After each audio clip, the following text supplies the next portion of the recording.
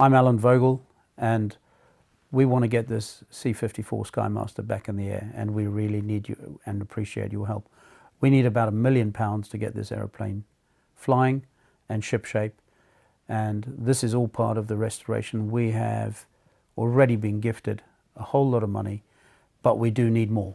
And the plan is to fly this aeroplane around the UK and European air circuit, and then eventually onto the American circuit, and bring it back home. So if you are excited or passionate about getting involved with this project, please get in touch.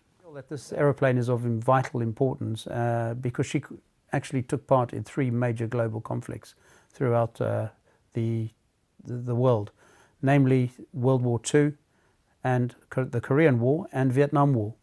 The C-54, which has a Navy serial number 56498, was based in the Pacific, and she flew from her home base in El Toro, California, to Hawaii in the Pacific. And she was carrying cargo, troops, vital supplies to the front lines during World War II, the Korean War and the Vietnam campaign. One of the most important bits of cargo that she was carrying was vital blood. This was needed to take to the MASH stations on the front line. And this is a period during the World War II in March 1945, building up to September, when they were taking the islands towards Japan. So she was very active in that role. The most important thing was bringing back the wounded soldiers and the prisoners of war from the Japanese prisoners concentration camp. She wasn't a glamour girl like a P-51 Mustang or a Spitfire, but a true workhorse. And these aircraft are often overlooked for the high performance racing machines that we see at the air shows today. But she is a thing of beauty. She's a fantastic aeroplane, and she can still be restored to flying condition, and so that we can fly it to the Berlin Airlift Centenary, the 70th anniversary in Germany, hopefully next year, which is 2019. That would be the 70th anniversary of the commemoration of the Berlin Airlift. Our intention is to actually operate this aircraft as a flying classroom, a flying museum or an exhibit. She is configured as a hospital ship, a cargo carrier, and a troop carrier. Yeah. The very first squadron that this aircraft ever went onto was VR-11 squadron, and this was during World War II. An important note here was that she was bringing back wounded soldiers and repatriating POWs. And she operated in the Pacific, namely Guam, Japan, and Hawaii. And then, at that time, Hawaii was a halfway point. It was an area where injured soldiers could be assessed, and then once they have been assessed, and depending on how critical they were then transported back to the mainland of the USA. Those that weren't too badly wounded normally stayed behind for R&R in Hawaii, and when they were ready, they went back to the front line. That's when she would have been a troop ship and taking Marines back to the front line. During World War II, this was a build-up of going into Japan, and so they were taking island by island, and it all started with the Battle of Iwo Jima and Okinawa, and this is where all the old Japanese air bases were then transformed into US military and marine bases. She would have been landing on those islands and dropping vital supplies for troops, and then repatriating the fallen or wounded soldiers. She remained in the Pacific theater up until 1948. That's when the Korean War started and the Korean campaign started heating up. She was part of a squadron called VR-6 at that time. And what is very pertinent at the moment is that the scheme and the markings that she's in at the moment is the Atlantic Division scheme. This was a Berlin Airlift scheme. The VR-6 squadron was a Berlin Airlift squadron, and 3/4 of the squadron actually moved up into the UK and into Europe to assist with the Berlin Airlift of 1948-49. This was the blockade where the Russians had surrounded Berlin and actually were completely engulfed the whole of Berlin. VR-6 squadron operated during the Berlin airlift by taking in vital supplies to Germany that were needed while she was under siege from Russia. She was one of many thousands of DC-4s and C-54s and DC-3s and many other aircraft that flew out of the UK, out of England, into Berlin to actually feed the people of Germany and support the people of Germany. She, however, remained in the Pacific, and that was at a time when the Korean War was just about to heat up. And she flew with a Marine Corps squadron during the Korean campaign and remained within that Pacific theatre for that time. What we do know that she was based at Naval Air Station Iwakuni in Japan with VR-152 squadron, VMR 152, which then amalgamated with VMR 253. These two squadrons then formed and became one big squadron. And she was flying into Korea, and we know that the squadron did over 11,000 hours in sorties and carried over 30,000 troops to the front line during that period. We also know that she moved over 5.5 million tons of cargo through that time as well during the Korean campaign. In 1955, the Vietnam War campaign started to take shape, and this was quite a long campaign. It went from 55 and ended in about 75, and we know that this aircraft remained within that area of war, and she was based in Japan at that time. After 30 odd years of military service and in that campaign of the Pacific Theatre, she then was transformed into a civilian tanker, sprayer, freighter type aircraft, and she worked in the civilian industry doing this role for approximately another 8 to 9 years. In about 1987 she was sold. In 1996 the aircraft was purchased by Atlantic Warbirds in America.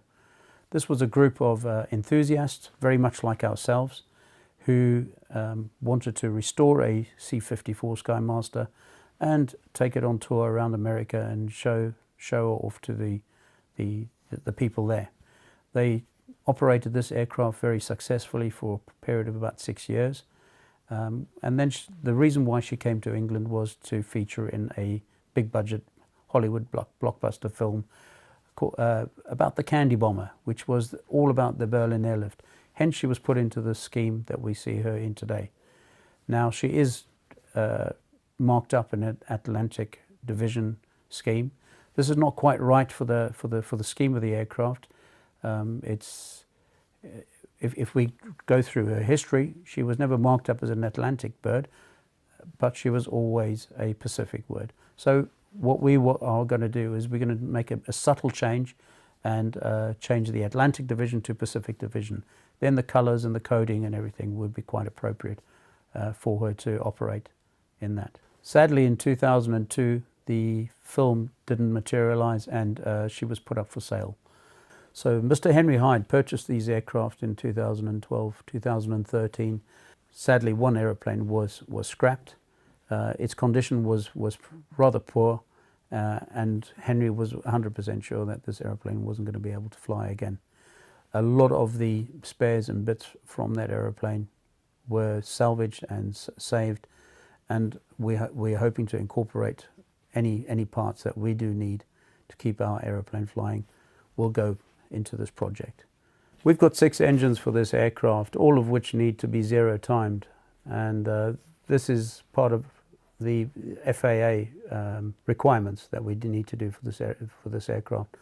So 2 of the engines hopefully will be zero-timed in-house and signed off under FAA guidance. The other engines we are hoping to get sent to the USA, and this is just for speed of the project to try and get them overhauled in super quick speed. There is corrosion on the aeroplane, and this is corrosion that we've had inspected and checked with the help of Cranfield Aerospace. And we have a McDonnell Douglas repair scheme which we hope will satisfy the FAA, and most importantly that Cranfield will be able to give us the go-ahead and the green light to do the repairs on this project. All the avionics in the aircraft need to be overhauled because they've been sitting in the airplane for a long time, unserviced, and we've got a fantastic sponsor on board called Avion Care, a local company, and they've taken it upon themselves to facilitate us and help us with the overhaul of all the instruments and get these all back into shipshape condition, which is fantastic.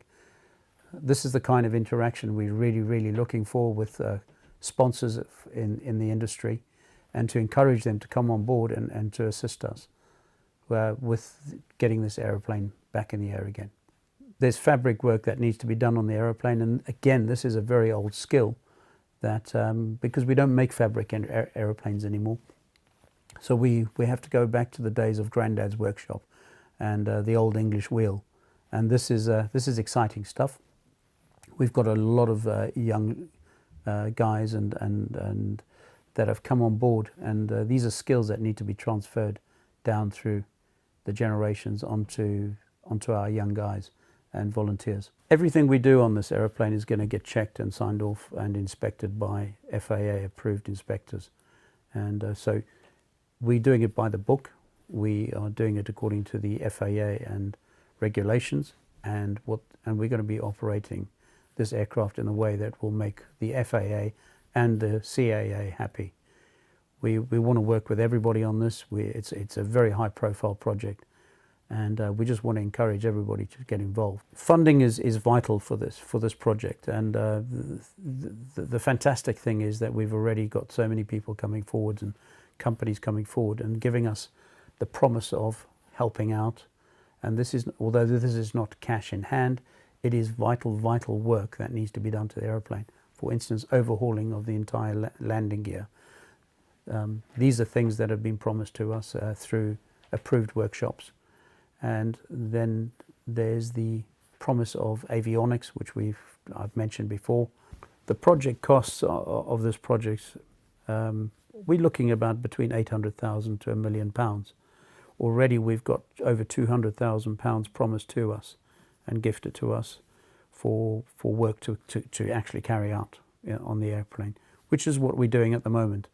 We're doing major inspections on the aircraft at the moment, and as within the next few weeks we will start commencing with removing of the fabric and the aileron work surfaces, and these are important steps forward. This aeroplane wouldn't fly without our very valued volunteers. What we have found is that there's such a great interest in this aeroplane, and on the days that we've had people come and have a look at the aeroplane, we've managed to be able to encourage people or recruit people to join our team, some of which are very highly skilled people, and they range from a very wide spectrum, from young teenagers all the way through to men in their 80s and maybe approaching 90s. This is fantastic, having this whole spectrum of interest in the project, and this aeroplane wouldn't be able to go forward without our volunteers coming on board. Once this aeroplane has been signed off by the FAA and it has got its ticket to fly, which we hope will happen within the next couple of years, the vision is that this aeroplane it'll have a life of 30 plus years, which will take it up to be an aeroplane of about 100-year-old. Now that'll be incredible. There's no reason why it cannot fly for another 30 to 35 years, given the fact that the volunteers and the engineers can look after it, maintain it, and that we can keep the funding coming so that we can operate the aeroplane. The vision for the C-54 Skymaster is to set up a trust and then build on that for the next 30 to 35 years with facilities where people can come along and visit and can actually experience the aeroplane. The aeroplane will be operational. It's running on a FAA standard category, so there will be opportunities for people to come on board and fly with us, which is going to be a fantastic opportunity. The airshow industry in the UK is phenomenal. It's enormous. It attracts crowds of over 2 million people every year, and we envisage taking the Skymaster to all the airshow circuits in the UK and into Europe, eventually then taking her across the Atlantic back to home base in America, and hopefully tour America and revisit all the air stations and bases, military bases where she was operating from in the past. That would be fantastic. And to be able to take sponsors and corporate people along for the ride with us will be just an amazing opportunity.